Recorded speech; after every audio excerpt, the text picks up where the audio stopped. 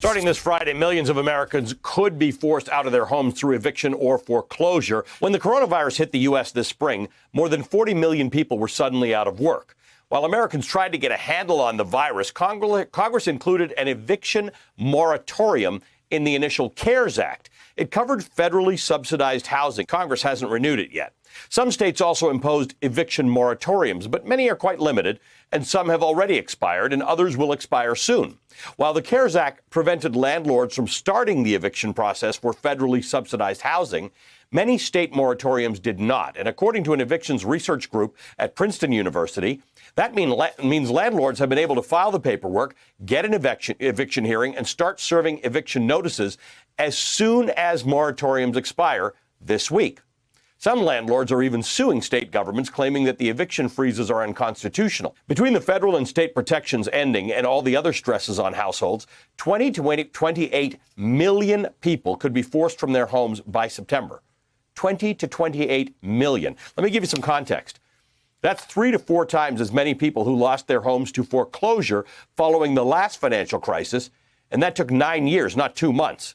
All of this comes today with something between 17 and 20%, 21% real unemployment, even though those aren't the figures that the federal government represents. And the Republican Party is proposing reducing unemployment from $600 a week to $200 a week. And those unemployment payments will run out at the end of the month if Congress doesn't do anything about it. The Senate, led by Mitch McConnell, has been sitting on the HEROES Act, which was passed by the Democrats in the House, and just not doing anything about it, and letting more and more Americans collect debt that will cripple them for the rest of their lives. And as was said there, eviction moratoriums expire tomorrow for 12.3 million Americans. That's 30% of renters nationwide, renters who live in homes with federally backed mortgages. And they could just be thrown out onto the streets because these landlords are chomping at the bit to get them out there.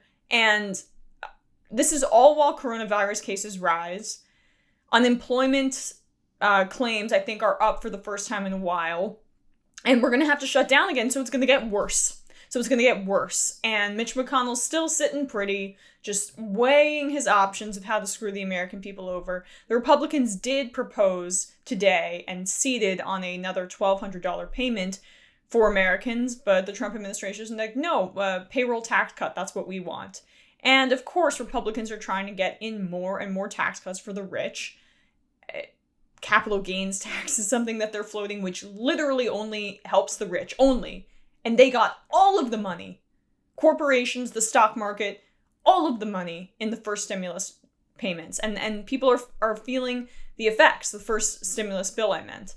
And it's not just renters. About 1/3 of U.S. households are late on their July housing payments. So it's gonna, or they haven't made their full housing payments. It's gonna affect the mortgage market as well, and not just evictions for rented apartments and rented homes. So the 12.3 million that I referenced there, that is just the beginning. This is a housing crisis that is looming that makes the Great Recession look like a walk in the park. The federal moratorium on evictions does not cover most renters and also doesn't actually have an enforcement mechanism. 15 states have passed legislation requiring landlords to verify that their buildings aren't covered by the federal ban before seeking to remove their tenants. In all other states, the obligation lies with the tenant, which is to say a renter must verify that their building is covered by the moratorium and prove it in court. People facing evictions do not generally have much disposable income available to cover legal bills.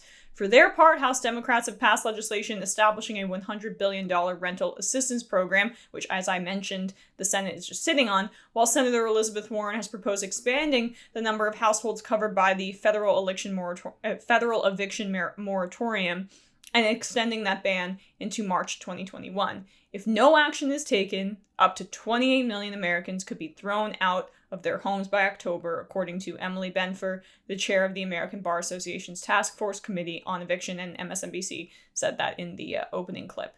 In private equity, they're just waiting, chomping at the bit to gobble up those homes. It's sick. This is...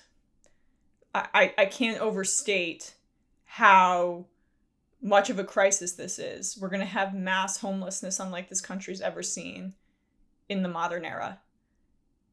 we're going to have an unbelievable amount of debt accrued by Americans. Oh, I'm sure the credit card companies are thrilled. We are sick.